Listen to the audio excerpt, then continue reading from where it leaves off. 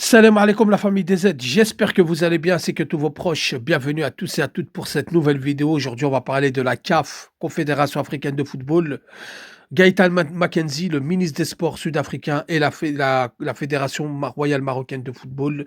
Et donc Fawzi Legja et cette CAN 2026. Avant ça, les amis, je tenais à remercier tous ceux et celles qu'ils ont demandé après moi, qu'ils ont demandé quand est-ce que je reprends mes lives, que ça a manqué à la communauté. Je vous remercie vraiment du fond du cœur. Avec le jeune, c'est pas évident puisque YouTube, il faut préparer. C'est pas comme ça où on allume le téléphone, on fait une vidéo ou un live et après on disparaît. C'est plus compliqué que d'autres applications et d'autres plateformes.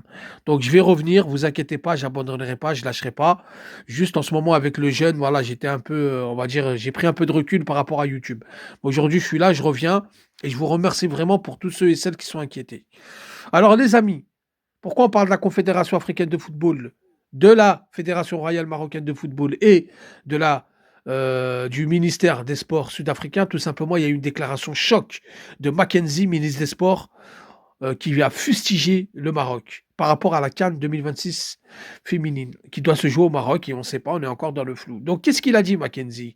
Il a dit on ne va pas se faire prendre en otage par des pays qui sont moins dotés que nous. Donc nous, on est capable de le reprendre cette CAN féminine. Pourquoi le Maroc fait tout cela? S'ils auraient gagné la CAN, est-ce qu'on en serait là? Donc la question, elle est la réponse, elle est dans sa question. Il a dit on en a marre d'être pris en otage. Donc il n'a pas totalement tort. Pourquoi il n'a pas totalement tort? Tout simplement parce que cette CAN féminine, on voit qu'il y a des problèmes. Et d'ailleurs, les premières déclarations choc ont été faites par la vice-ministre des Sports sud-africaine. Donc ça en dit long.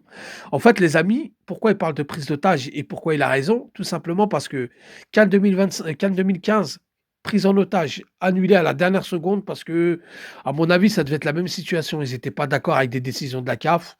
Ils ont annulé, ils ont fait croire que c'était pour Ebola. Même si ils ont été condamnés par la CAF, ils ont été remis en place par le TAS. Ensuite, la CAN féminine, la dernière CAN féminine, elle devait se jouer il y a 2 ans, elle s'est jouée l'année dernière, elle a été repoussée d'1 an parce qu'ils voulaient construire leur stade, vous savez où est-ce qu'il y a eu la finale contre le Nigeria?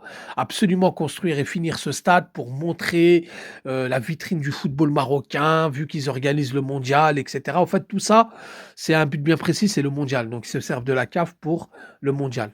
Après, on va dire, c'est normal, ça fait partie de l'Afrique. C'est normal qu'ils montrent qu'ils ont des infrastructures et cetera. Mais voilà, c'est-à-dire qu'au lieu de la donner à certains pays pour dire: «Bon, bah, écoute, fais-la toi maintenant, moi, j'ai pas fini de construire mon stade». Non, ils prennent tout en otage pour leur image à eux. Et ensuite, la CAN 2025 aussi, qui a été prise en otage, qui devait se jouer l'été 2025, mais on savait bien avant même l'attribution de la CAN 2025 qu'Infantino avait déclaré qu'il ne voulait qu'aucune compétition empiète sur la sienne. Première Coupe du Monde des clubs à 32 équipes. La CAF a fait un semblant de bras de fer. Oui, je mène un bras de fer, on attend la réponse de la FIFA, alors qu'on savait que c'était mort. À la réunion de la FIFA à Bangkok, ça a été clairement dit. Directement, ça a parlé de la Coupe arabe, ça a même pas parlé de la CAN. Ça a parlé de la Coupe du monde des clubs, ça a parlé de la Coupe arabe, de la Coupe du monde, ça a même pas parlé de la CAN. Et lorsqu'on a posé la question pour la CAN, en gros, vas-y, on s'en fout de ta CAN.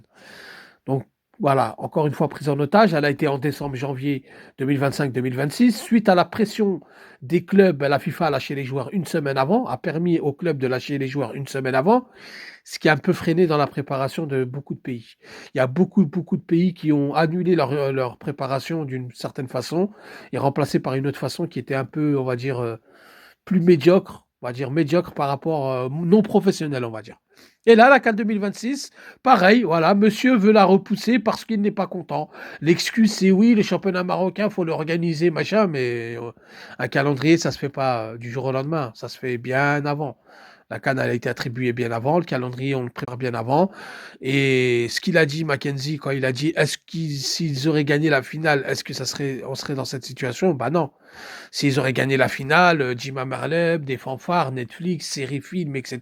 CAN 2026 en grande fanfare. On va pas se mentir. Donc oui, la CAN féminine est prise en otage, encore une fois. Donc les femmes, les fédérations des pays qualifiés, ils ont joué les qualifs, ils ont préparé, ils ont fait des matchs, ils ont programmé des matchs amicaux. Bah non, vous avez le Maroc qui veut pas l'organiser, qui veut la repousser à juillet-août. Et l'Afrique du Sud qui veulent le reprendre. Vous savez, les premières déclarations, ça a été par la ministre des Sports, la vice-ministre des Sports, qui avait déclaré oui, nous sommes prêts à reprendre, nous allons reprendre la CAN féminine. contredit par Mackenzie. Ce même Mackenzie qui vient maintenant, qui dit le contraire, qui veut reprendre la CAN féminine. Vous savez, c'est un jeu de pouvoir. Une organisation, quand vous touchez à l'organisation d'un pays, c'est comme quand la police touche à l'économie ou au porte-monnaie d'un dealer ou d'un trafiquant ou d'organisation, vous savez, criminelle. Quand on veut éteindre quelqu'un, on annule son événement, on on sabote son événement, on tape dans son portefeuille, et cetera et petit à petit, il perd de l'influence et c'est là, ensuite, on l'envoie en prison. Là, c'est pareil, c'est-à-dire, Fawzi Leggia qui a été condamné par la fédération marocaine, qui a été condamné par la le discipline de la CAF, le conseil de discipline de la CAF.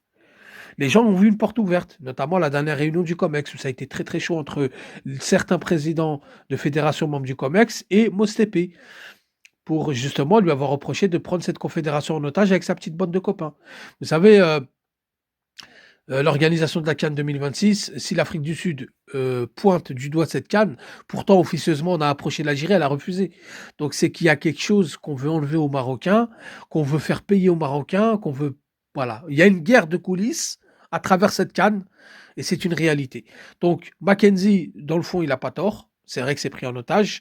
Maintenant, le Maroc se bat et est allé aux tasses et fait tout pour relever la tête. Notamment, ils ont nommé un sélectionneur qui est vraiment de gros calibre. On verra ce que ça va donner. Mais en tout cas, au niveau des coulisses, au niveau de l'administration, c'est pas la joie en ce moment à la Confédération africaine de football. Donc, on aura une réponse prochainement qui va organiser cette CAN. Est-ce qu'elle sera repoussée ou est-ce que l'Afrique du Sud va la reprendre? Je vous tiendrai informé. Merci d'avoir écouté la vidéo. Je vous dis salam alaikum, que la paix soit sur vous.